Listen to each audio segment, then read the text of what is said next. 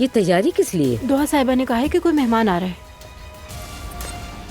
Azlan और मैंने फिर से शादी कर ली। मैंने आज रात आप सबके लिए डिनर रखा है। कुछ करने की भी कोशिश कर रही हूँ, बराए मेहरबानी मेरा साथ दें।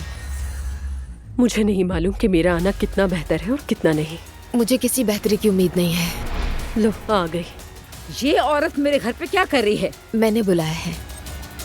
एक औरत को उसके शौहर की महबूबा बार बार फोन करके उसे तंग किए जा रही थी।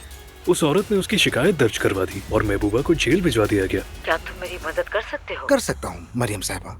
दोनों बहुत अच्छी हैं और स्टाइल भी बहुत अलग है। दोनों एक जैसी हैं। यानी तुम किसी हिजाब वाली लड़की के साथ नहीं रहोगे? मगर ना रहूं तो ज्यादा बेहतर है। बेटा जी क्या है?